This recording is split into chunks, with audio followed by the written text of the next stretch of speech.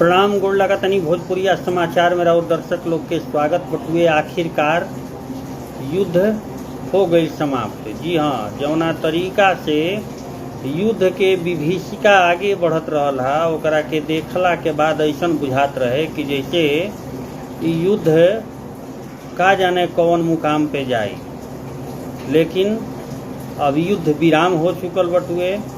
युद्ध को विराम लाग गई बा। काल जैसे ही अमेरिकी राष्ट्रपति डोनाल्ड ट्रंप ट्विटर पे ट्वीट कैनी कि दोनों पक्ष युद्ध विराम पे सहमत हो गई बटुए। ये घटनाक्रम 5:15 हो रहे। एक बाद हाई लेवल मीटिंग भी भइल 5:30 को। MEA के जो सदस्य बटुए व्योमिका सिंह, साथे साथे कुरैशी जी, मिश्री जी, ये तीनों लोग आके बतावल कि ना अब युद्ध विराम के घोषणा कइल जाता है। लेकिन एकरा बावजूद भी देर रात फायरिंग होत रहल। कई जगह कई ठिकाना पर ड्रोन जौन बटुए नेस्तो नाबूद भारत कैलस। लेकिन फिर 11:35 पे पाकिस्तान के प्रधानमंत्री लाइव आके कई देश के धन्यवाद दिले। एकरा बाद जंगबंदी के निर्णय कैलन, यानी जंग पे अब रोक लागी। आखिरकार ई भारत पाकिस्तान के युद्ध तो रुक गई, लेकिन इस सबक सीखे के चाहिए ओह नापाक इरादा रखे वाला पाकिस्तान के कि आखिरकार पहलगाम हमला में वो 28 लोग के का दोष रहे कि यह तरीका से वह लोग के शूट आउट कर दिहल गए। जेकर बदला लेवे खातिर प्रधानमंत्री नरेंद्र मोदी बिहार के ही धरती से बिगुल फूकले रही आ कहले रही कि ऐसन काम करे वाला लोग के मिट्टी में मिला दिहल जाई। जेकरा बाद एयरफोर्स के टीम 26 जगह पर रात के अंधेरा में इतना मरलस POK सहित कई गो ठिकाना पो कि जिंदगी भर ई लोग बर्दाश्त ना करी। अतने ना, एकरा अलावे भी उनकर एयरबेस के तहस नहस भारत कर दिलस, जहाँ की वो एयरबेस जौन बा सबसे सुरक्षित पाकिस्तान मानेला। लेकिन वो एयरबेस भी तहस नहस हो गई। 15 फीट में गहिरा हो गई, जहाँ से उनकर फाइटर जेट उड़ान भरतन। पाकिस्तान त्राहिमाम करे लागल। हर देश के यहाँ जाके कटोरा में भीख मांगल अगर कहा तो मांगे लागल। ओकरा के 2000 करोड़ के राशि भी अमेरिका के द्वारा प्रदान कइल गई। लेकिन अमेरिका एकर मुख्य सदस्य बटुए। जेकरा बाद अमेरिका मध्यस्थता कैलस आ अंततोगतवा जौन बा तमन मैनेजमेंट को बात आ गई। हनुमान वाला खबर बताई भोजपुरिया समाचार। कौन हनुमान वाला, कुछ विस्तार से बताई चंदन जी। एक बाद में चली राणा प्रताप पेस्टेलोन लिखल बनी जय श्री राम मंजीत राजनुआव से हाय। आखिरकार युद्ध रुक गई, लेकिन पाकिस्तान के बहुत बड़ा जख्म देके गई।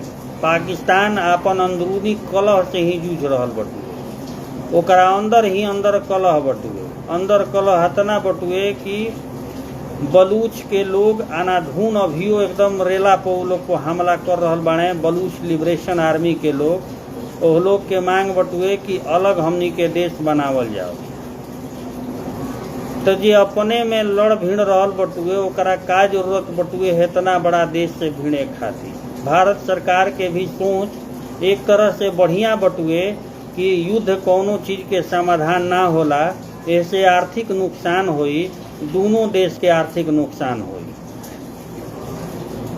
जब बड़ बड़ देश मान ली कि गांव जवार में भी हमनी के अगर झगड़ा होला तो लोग समझौता करावे खातिर बड़ बुजुर्ग पहुँचेलन, अंत में लोग मान जाला। वही तरीका से ई हाई लेवल पर भइल बटुए। दूगो देश के युद्ध जौन बा तवन चरम पर रहे। हालांकि अभी तक ऑफिशियल नहीं खे बतावल गई कि कितना सेना के जवान केकर नुकसान भइल बने। जैसे जैसे फोटो आइल बा भोजपुरिया समाचार देखैले बटुए तो यह तरीका से भारत पाकिस्तान के जवन जंग बा तवन समाप्त हो चुकल, लेकिन पाकिस्तान फिर से ऐसा नापाक इरादा मत रखी हो, नहीं तो जवना तरीका से 65 में 71 में 99 में भूल चटले बड़ा, एह बार भी चाटे के पड़ी। भारत भी एक से बढ़ के एक मिसाइल बा, S-400 जेकरा के सुदर्शन 400 कहाइल, तार टोटल ड्रोन के फेल कर दिलस, मिसाइल तार फेल हो गई। तो भारत तो अभी अपन टेक्नोलॉजी बहुत कुछ बतैले नहीं कि हमारा भी का बा। ऐसे आइंदा ऐसा गलती करे के काम मत करी हो। ई ना कि गांव जवार में कहल जाला कि एक तो देहिले कमजोर बड़ा, ऊपर से हमला करे चल देता। ई तो उहे हाल कहाई कि हारब तो हुरब आ जीतब तो थूरब, देहात में ही कहावत बा। तब सुधर जा पाकिस्तान।